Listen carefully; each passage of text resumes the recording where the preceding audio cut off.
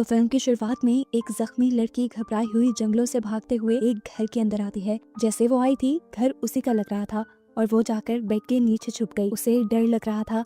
एक औरत उसके पीछे पड़ी हुई थी जो दरवाजा खटखटाकर कहती है, गायत्री बाहर आओ। आखिर दरवाजा खुल भी जाता है और गायत्री बहुत ज्यादा घबरा जाती है, लेकिन दरवाजा खोलने वाली औरत गायत्री को ढूंढ नहीं पाती और बाहर चली जाती है। गायत्री ने सुकून का सांस लिया, पर ये सिर्फ कुछ सेकंड के लिए था। अचानक से एक शैतानी हाथ ने उसके मुंह पर हाथ रख दिया और अगले ही पल दिखाया गया कि कोई अजीब सी पावर गायत्री को घसीट कर जंगल में वापस ले जाती है। सीन कट होकर हमें दो लोगों को चेस खेलते दिखाया जाता है। इसमें से आदमी को तो हम देख पा रहे हैं, लेकिन सामने वाली लड़की को नहीं। आदमी कहता है कि मिस गायत्री अपने काम में बहुत ज्यादा प्रोफेशनल है, पता नहीं सब ठीक होने में कितना टाइम लगेगा। तब सामने वाली लड़की कहती है, तुम्हें सब्र करना होगा। तो आदमी उससे पूछता है, कितना सब्र? 20 साल हो गए इंतजार करते हुए। ये लोग किस बारे में बात कर रहे थे यह भी नहीं बताया गया। सीन यहीं से कट होकर हम देवी नाम की एक लड़की को देखते हैं जो बहुत ज्यादा गरीब है। अपना घर चलाने के लिए वो इंटरनेट सप्लाई का काम करती है। उसकी मॉम मेंटली स्टेबल नहीं है और उसका ज्यादा वक्त उनका ध्यान रखने में निकल जाता है। देवी की मॉम हमेशा उसे यही कहती रहती थी कि एक दिन वो आएंगे और तुम्हें ले जाएंगे, तुम्हें नुकसान पहुंचाएंगे, मुझसे दूर कर देंगे। तब देवी उन्हें गले लगाती है और कहती है, यहाँ कोई नहीं आ रहा। मॉम देखें, बचपन से आप ये कहती आ रही हैं कि वो हम दोनों को ले जाएंगे, लेकिन आज तक कोई नहीं लेने आया और आज भी नहीं आएगा। उसकी मॉम अब उसके भाई के लिए भी बहुत ज्यादा परेशान हो रही थी। घबराहट में वो अपने भाई को कॉल करती है और पूछती है कि तुम कहाँ हो। सीना बताता है कि मैं अपने बॉस धर्म के साथ हूँ और नाइट शिफ्ट कर रहा हूँ। हालांकि वो झूठ बोल रहा था, वो अपने बॉस की वाइफ के साथ था और ये काम वो ज्यादा पैसों के लिए करता था। लेकिन आज से शायद ये खत्म हो जाता, क्योंकि उसके बॉस की वाइफ ने उसे बताया कि तुम्हारे बॉस को सब पता चल गया है। जैसे ही अब सीना घर आता है तो देवी उसे बहुत डांटती है, क्योंकि उसके हमेशा घर आने से उसकी मॉम की तबीयत खराब हो जाया करती थी। फिर सुबह होते ही देवी अपने काम पे चली गई। उसे इंटरनेट कनेक्शन लगाना था आज पुलिस स्टेशन में, लेकिन इंस्पेक्टर मना कर देते हैं कि वो देवी से इंटरनेट कनेक्शन नहीं लेंगे, क्योंकि देवी के भाई ने उसकी वाइफ के साथ अफेयर रखा था और इसी चीज का गुस्सा उसने देवी से निकाल दिया। खैर अब रात का वक्त दिखाया जाता है। देवी अपनी मॉम के साथ सो रही थी। अचानक उसे अपने पर्दे पे किसी के होने का एहसास हुआ। उसने बाहर जाकर देखा तो बाहर कोई नहीं था, लेकिन अचानक से दो नकाबपोश आदमी उसके घर दाखिल हो गए। उनमें से एक आदमी देवी को बांध देता है और दूसरा आदमी उसकी आंखों के सामने उसकी मॉम को टॉर्चर करना शुरू कर देता है। इतने में ही सीना के बॉस की कॉल आती है इन अनजान लोगों के पास और वो इनसे सीना के बारे में पूछता है।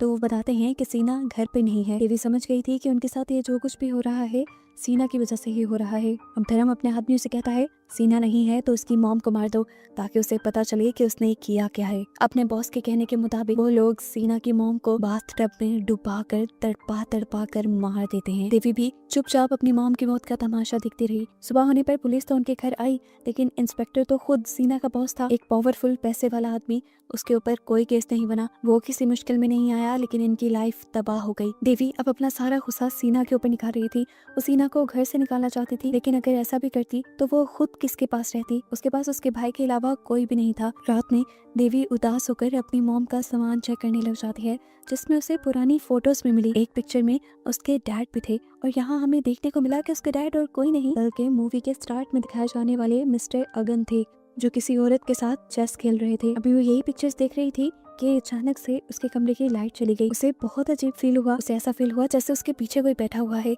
उसने पीछे मुड़कर देखा तो पीछे उसकी मॉम बैठी हुई थी, जिन्हें देखकर वो डर गई, क्योंकि उसकी मॉम तो मर चुकी थी। अचानक ही लाइट आ गई और उसकी मॉम वहाँ से गायब हो गई। इसीलिए देवी को लगा कि जो कुछ उसने देखा है वो उसका वहम है। अगली सुबह दिखाया जाता है कि अब मिस्टर अगन यानी देवी और सीना के डैड इन लोगों से मिलने के लिए आए थे, लेकिन देवी उनसे कोई बात नहीं करना चाहती थी, क्योंकि सालों पहले वो उन्हें छोड़ चुके थे और उनकी वजह से इन लोगों ने बहुत मुश्किल लाइफ गुजारी। मिस्टर अगन अपने बच्चों को लेने के लिए आए थे, लेकिन देवी जाने को तैयार नहीं थी, पर सीना जानता था कि उन्हें अपने डैड के साथ ही जाना चाहिए, क्योंकि जो कुछ उसने किया था उसकी वजह से उसकी मॉम तो मरी ही थी, उसकी जॉब भी चली गई थी। अब पैसे उनके पास थे नहीं, ये घर चलता कैसे। फिलहाल के लिए मिस्टर अगन वापस चले जाते हैं, सीना से ये कहते हुए कि तुम अपनी बहन को समझाना, मैं फिर तुम्हें लेने आऊंगा। रात हो गई थी।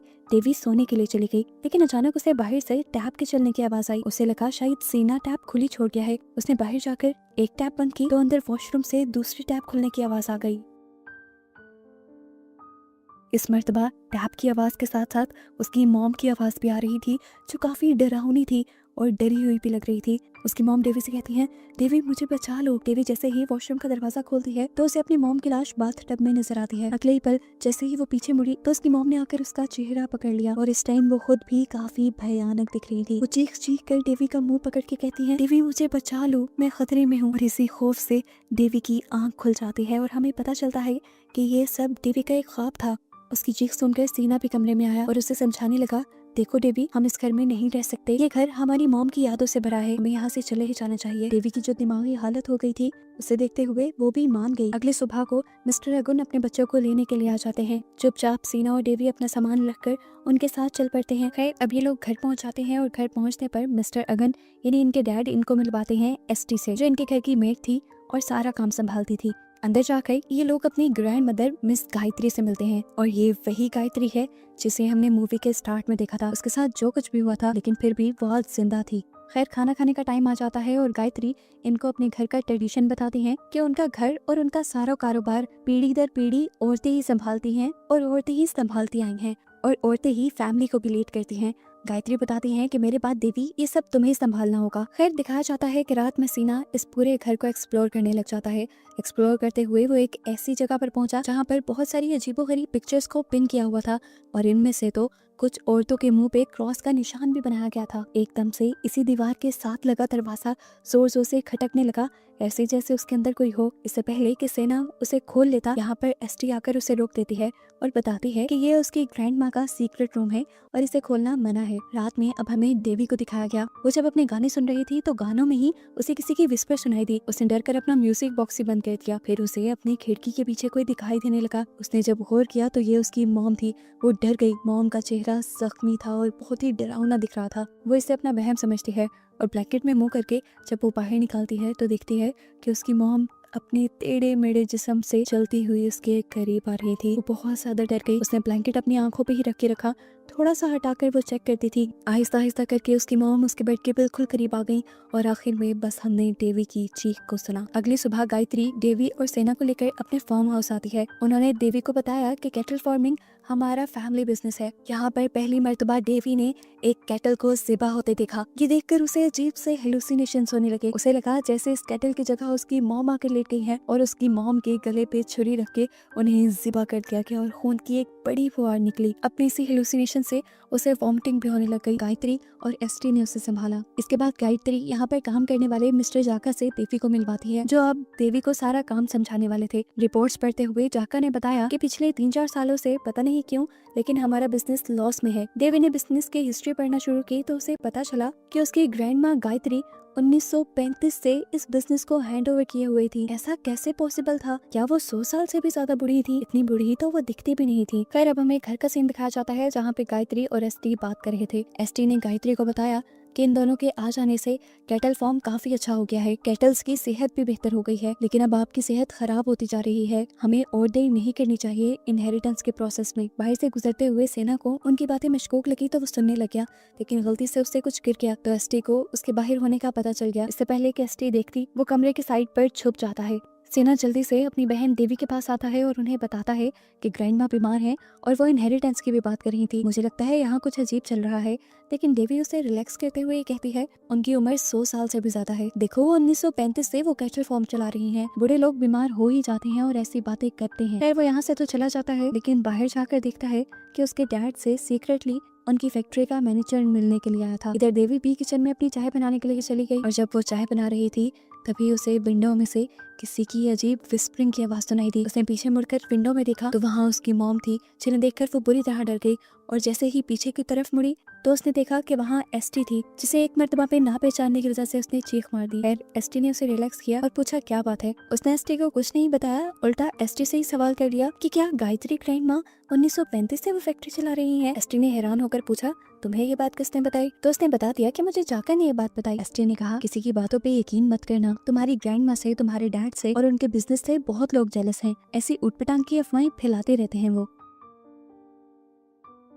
एसटी उसे मशवरा देकर जाती है अगर तुम्हें कोई भी डाउट हो तो तुम अपनी ग्रैंड माँ से आकर पूछना। अब एसटी भागते हुए गायत्री के पास आती है और कहती है हमारे पास टाइम नहीं है, जाका और अगन ने अपना प्लान शुरू कर दिया है, हमारे पास वक्त कम है, हम ऑलरेडी 20 साल इंतजार कर चुके हैं, हमें जो करना है अभी करना होगा। तब गायत्री ने कहा नहीं, मुझे इस सब के लिए 2 दिन और चाहिए। आखिर यहाँ क्या खिचड़ी पक रही थी, इसकी मिस्ट्री लास्ट में ही खुलेगी। यहाँ ऑफिस में जाका को पता चलता है कि आज उनके ऑफिस में छुट्टी थी क्योंकि गायत्री ने अपने घर पे अपने बच्चों के आने की खुशी में कोई इवेंट प्लान किया था। ये सुनकर जाका अलर्ट हो गया और उसने फौरन मिस्टर अगन को कॉल करके ये सारी बात बताई कि गायत्री और एसटी अपना प्लान करने में लगे हैं। इसके बाद हम देखते हैं कि फैक्ट्री से सेना को लेने के लिए उसके डैड आए थे। वो उसे गाड़ी की चाबी देते हुए कहते हैं कि तुम इसे ड्राइव करना, मैंने ट्रंक में तुम्हारे लिए कुछ रखा है, उसे आज नहीं कल निकाल लेना, लेकिन उससे पहले मुझे तुम्हारे से एक वादा चाहिए। ये वादा क्या था ये हमें नहीं सुनाया जाता। घर पे दिखाया जाता है कि डेवी ब्रश कर रही थी, तभी उसे अपने पीछे वॉशरूम में कोई ब्लैक चीज खड़ी नजर आई।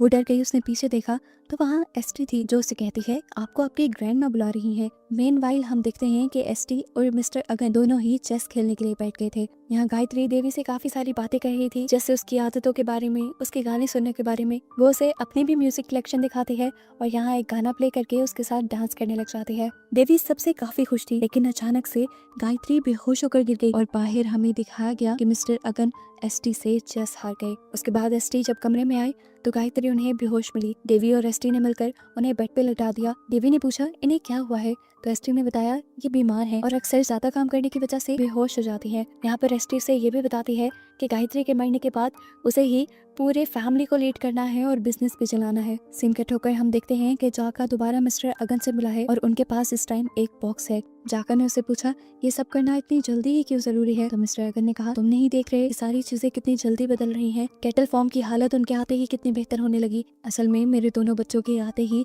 मेरी मॉम के अंदर का डीमन जाग गया है। यानी यहाँ सारी मूवी का ट्विस्ट रिवील हो रहा है कि असल में गायत्री के अंदर एक डीमन था। बार बार देवी को जो चीज नजर आती थी वो इस घर में रहने वाला डीमन ही था और ये एंटिटी इस खानदान की सिर्फ औरतों के अंदर ही रहता है। जैसे पहले गायत्री के अंदर रह रहा था और गायत्री के बाद अब ये देवी के अंदर जाएगा, क्योंकि बार बार गायत्री और एसटी से यही कहते थे कि इनहेरिटेंस को तुम्हें ही संभालना है। साफ समझ आ गई थी सब कि अब गायत्री के अंदर जो डीमन था वो देवी की बॉडी में जाना चाहता था। जब से देवी यहाँ आई थी गायत्री की तबीयत खराब रहने लगी थी, क्योंकि डीमन उसे अंदर से खाने लगा था। उसे अब एक नई बॉडी, एक जवान बॉडी चाहिए थी। एसटी भी गायत्री के साथ इन रिचुअल्स में मिली हुई थी, लेकिन अगन और जाका नहीं। अगन और जाका तो इस सब को रोकना चाहते थे। अगन अपने बच्चों की जान बचाना चाहता था। हम देखते हैं कि अगन अपने पास वो सीक्रेट बॉक्स लेकर घर आ गया है। इस सीक्रेट बॉक्स के अंदर एक अजीब सा चाकू है जो काफी पुराना लग रहा है और साथ ही उसकी और उसकी मॉम की पिक्चर्स। यहाँ वो रोने लग जाता है और हमें उसके इरादे पता चलते हैं कि वो अपनी मॉम को पोसेस हालत में मारना चाहता था ताकि उसके साथ उसका डीमन भी मर जाए और देवी और सेना को कुछ ना हो। अब इससे पहले कि मिस्टर अगन अपना प्लान पूरा कर पाते, एसटी उससे पहले ही आकर उसकी गर्दन में स्टैब करते हुए उसे जान से मार देती है और फिर उसकी लाश को घसीटते हुए कहीं दूर ले जाती है। फिर सुबह हो जाती है और हम जाका को देखते हैं जिसे सुबह सुबह मिस्टर अगन ने मिलने के लिए बुलाया था, लेकिन यहाँ आकर उसने क्या देखा कि मिस्टर अगन की लाश लटकी हुई थी। ऐसा लग रहा था कि जैसे उन्होंने सुसाइड कर लिया, लेकिन उनके गले पे चाकू का भी निशान था। इतने में ही बाकी सारा स्टाफ भी आ गया और उन्होंने जाका को मिस्टर अगन के पास देखा और जाका को ही किलर समझ लिया। वो सब जाका के पीछे भागने लगे और जाका अपनी जान बचाकर यहाँ से भाग गया। इतने में सेना और देवी भी आ चुके थे, जो सब लोगों से कुछ पूछने की कोशिश करते हैं, लेकिन जब कोई नहीं बताता तो खुद अंदर जाकर वो अपने डैड की मुर्दा लाश देखकर टूट जाते हैं। अभी वो अपनी मॉम के गम से बाहर नहीं निकले थे कि उनके डैड भी मर गए। सेना बिल्कुल टूट चुका था। वो देवी से कहता है कि हमें यहाँ से चले जाना चाहिए, पर देवी उससे कहती है नहीं, हम यहाँ से कहीं नहीं जाएंगे। सेना उसे बहुत समझाने की कोशिश करता है कि यहाँ जो कुछ भी चल रहा है वो ठीक नहीं है, लेकिन देवी उसकी एक नहीं सुनती। इतनी देर में एसटी सेना के पास आकर सेना को बताती है कि ये सब कुछ जाका ने किया है। वो एसटी की बात ही सुन रहा था कि उसे किसी अननोन नंबर से मैसेज आ गया कि मुझे स्लॉटर हाउस में अकेले मिलो। सेना भी यहाँ से चला गया और अब हमें देवी को उसके रूम में दिखाया गया। वो अपने मॉम डैड की पिक्चर लिए फूट फूट कर रो रही थी और तभी उसे अपने पीछे से अपनी मॉम की आवाज सुनाई दी। उसने सोफे पे देखा, उसकी मॉम बहुत अच्छे हालत में बैठी हुई थी और बस यहीं पर वो टूट गई। वो अपनी मॉम के पास गई और उनका हाथ पकड़कर वो रोने लगी। उनकी गोद में सर रखकर वो उनसे शिकायत करने लगी कि आप यहाँ से क्यों चली गई। और हमें दिखाया गया कि असल में उसने सर अपनी मॉम की गोद में नहीं रखा था, बल्कि उसने सर रखा हुआ था एक डीमन की गोद में। असल में ये वही डीमन था जो देवी को पोसेस करना चाहता था। यहाँ हम देखते हैं कि सेना को और किसी ने नहीं बल्कि जाका नहीं बुलाया था, जो उसे सारी हकीकत बताने की कोशिश कर रहा था, उसके घर में चलने वाली मिस्ट्री को बताने की कोशिश कर रहा था। लेकिन सेना अब सुनने को तैयार नहीं था। उसे भी यही लगता था कि मिस्टर अगन को मारने वाला और कोई नहीं बल्कि जाका ही है। इससे पहले कि वो उसकी पूरी बात सुनता, वो उसी को स्टैप करके मार डालता है और मरता हुआ जाका उसे ये बताता है कि जाकर तुम अपना ट्रंक खोलो। ये बात तो उसके डैड ने भी कही थी और अब उसे रियलाइज हुआ कि उसने काफी गलत कर दिया था। फौरन घर जाकर सेना वो ट्रंक खोलता है जिस ट्रंक में एक बुक थी जिसका नाम था द प्रॉफिट इनहेरिटेंस। इस किताब में उनकी फैमिली की सारी हिस्ट्री थी। उस रिचुअल के बारे में भी बताया गया था जो रिचुअल काफी सालों से इनकी फैमिली करती आ रही थी। इधर सीन कट होकर हम देवी को देखते हैं जो गायत्री के पास घबराई हुई गई है। वो उनसे कहती है मुझे लगता है मैं पागल हो गई हूँ, मुझे अपनी मॉम दिखाई देती है। काफी मर्तबा तो वो डरावने रूप में दिखाई दी लेकिन आज वो काफी नरम दिल दिख रही थी। यहाँ गायत्री उसकी बात काटते हुए देवी से पूछती है क्या तुम अपनी मॉम से मिलना चाहती हो? मुझे एक रिचुअल आता है जिससे तुम अपनी मॉम को मिल लोगी लेकिन ये थोड़ा सा तकलीफ दे है। देवी ने कहा मुझे परवाह नहीं, मैं बस अपनी मॉम से मिलना चाहती हूँ। उसके ये कहते ही गायत्री ने अपना एक चाकू निकाल लिया और अपने हाथ पे कट लगा लिया।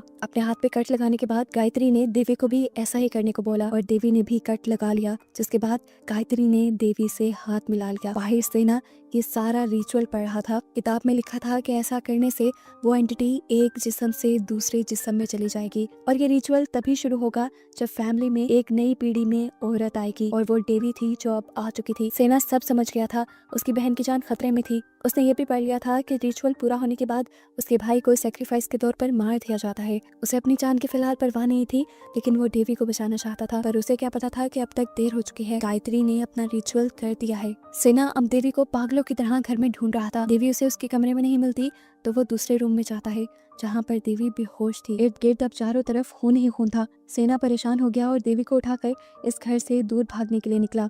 इससे पहले कि वो गाड़ी से यहाँ से निकल जाता, पीछे से एसटी आकर उसके सर पे वार कर देती है और वो भी यहीं बेहोश हो जाता है। इन्हें जब होश आया तो ये लोग सफेद रंग के कपड़ों में थे और एसटी भी उसी जैसे कपड़ों में थी।